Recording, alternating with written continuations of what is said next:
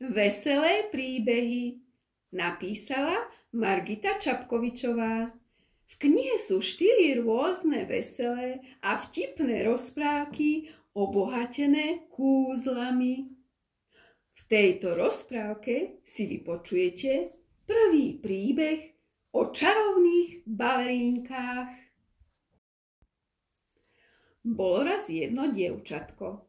Bývalo s rodičmi v starobilom domčeku v strede malého mesta. Veľmi rado sa obliekalo do šiat a obúvalo do farebných topánočiek. V jeden deň sa rozhodlo, že sa pôjde poobzerať po obchodných výkladoch na pešej zóne, ktorá bola blízko ich domu. Keď sa prechádzalo popri obuvi, všimlo si vo výklade farebné balerínky. Rozhodlo sa, že vojde dovnútra obchodu.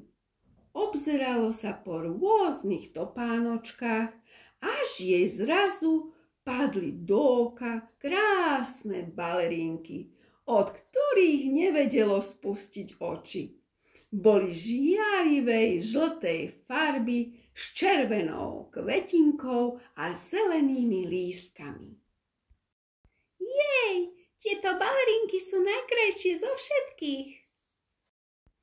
Dievčatko si vyskúšalo, či sadnú na nôžky a predvádzalo sa s nimi pred zrkadlom. Aké ste nádherné a sadnete mi ako uliaté. Ale ste pre mňa až príliš drahé. Škoda, že si vás nemôžem kúpiť. Vyzulo si ich a smutne ich položilo naspäť do regálu. Dievčatko sa s nimi rozlúčilo. Dovidenia, krásne balerinky. Ešte raz sa na ne zahľadelo a s povzdychom vyšlo von z obchodu. Ale čo nikto netušil, tieto balerinky neboli len také obyčajné, ale boli čarovné. V tom sa balerinky z nenazdajky pohli a vzájomne si niečo pošepkali. Rozhodli sa, že pôjdu za dievčatkom, lebo sa im veľmi zapáčilo. Vyskočili z regálu na zem. Rýchlo bežali von z obchodu, aby sa im dievčatko nestratilo z dohľadu. Potajme ho začali sledovať. Všade, kde sa pohlo, tam sa pohli aj balerinky. Ale dievčatko o tom vôbec nevedelo. Prezeralo si ďalšie výklady. Keď sa neskôr vrátilo domov, stále myslelo na tie nádherné balerinky. Predstavovalo si, ako v nich tancuje na rôznych baletných vystúpeniach. Zrazu počulo zvuk. Dievčatko prišlo ku dverám a spýtalo sa. Kto je tam? To som ja, pravá balerínka. Otvoríš mi dvere? Nie, neotvorím. Veď balerinky predsa nerozprávajú. Odpovedalo dievčatko. Pravá balerínka netrpezlivo poskakovala pred dverami a dodala. Ja nie som len taká obyčajná balerínka. Ja som čarovná, preto rozprávam. Dievčatko sa zo zvedavosti pozrelo von malým okienkom vo dverách. Prekvapilo sa, keď tam uvidelo žltú balerínku s červenou kvetinkou. Potom sa spýtalo. A kde máš ľavú balerínku? O chvíľu príde. Frflala, že chodenie ju unavuje, ona radšej tancuje. Odpovedala pravá balerínka.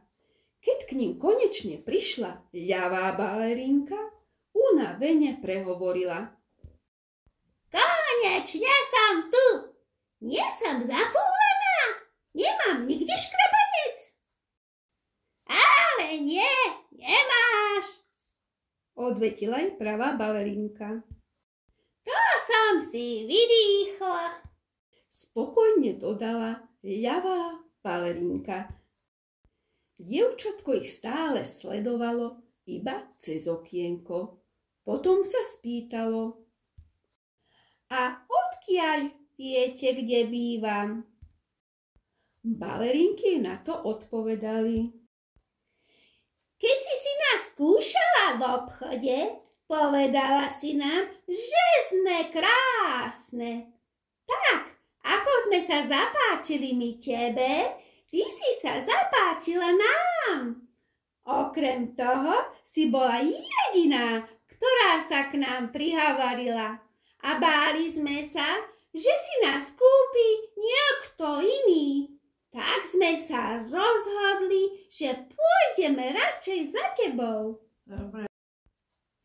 Dievčatko opatrne pootvorilo dvere, ale iba na reťazku.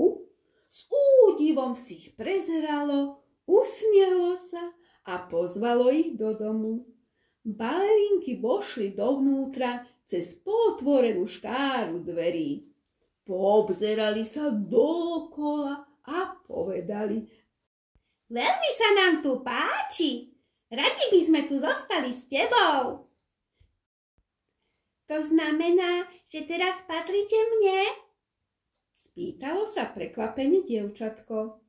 Áno, chceme byť tvoje. Obuj si nás. Odpovedali balerínky.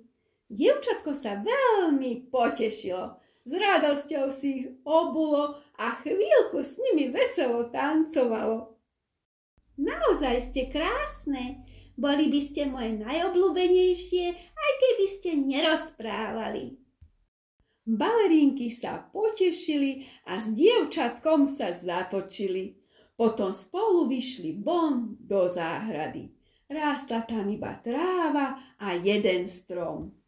Balerinky, čo ešte dokážete, okrem toho, že rozprávate? Zaujímalo sa dievčatko. Dokážeme vyčarovať rôzne veci. Prosím vás, ukážete mi nejaké kúzlo? Čo by si chcela, aby sme ti vykúzlili? Dievčatko sa zamyslelo a potom odpovedalo. Prijala by som si, aby sme v záhrade mali farebné kvety. Balerinky jej na to odvetili. Dobre, ale najskôr zamávaj 3-krát rukami ako motýl s krídlami. Dievčatko zamávalo, ako mu balerinky prikázali. Za chvíľku vyrástli v záhrade rôznofarebné kvety. Jej, tie sú krásne, ale ešte mi v záhrade niečo chýba, povedalo dievčatko. A čo ti v nej chýba? Spýtali sa balerinky. Mohli by ste mi prosím vykúzliť jazierko?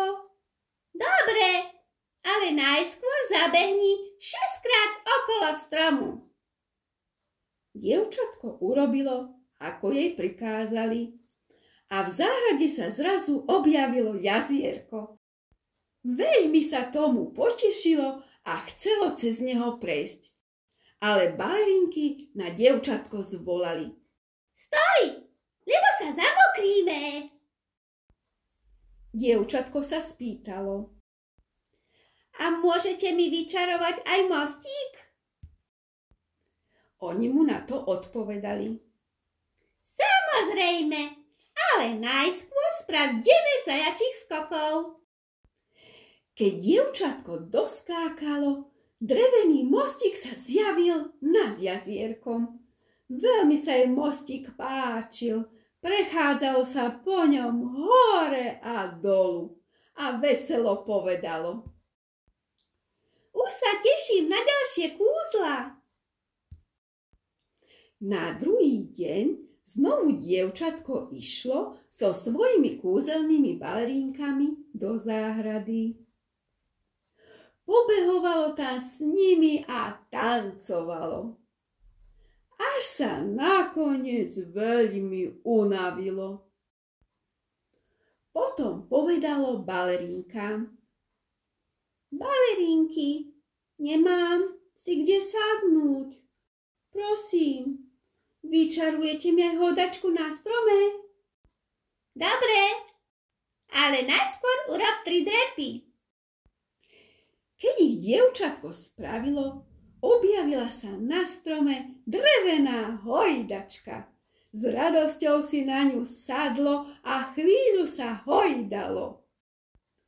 Keď zoskočilo z hojdačky, oznámilo balerinkám veselú novinku. Zajtra pôjdete so mnou na baletné vystúpenie? Veľmi by som si priala nové šaty, ako nosia baletky. Balerinky jej odvetili.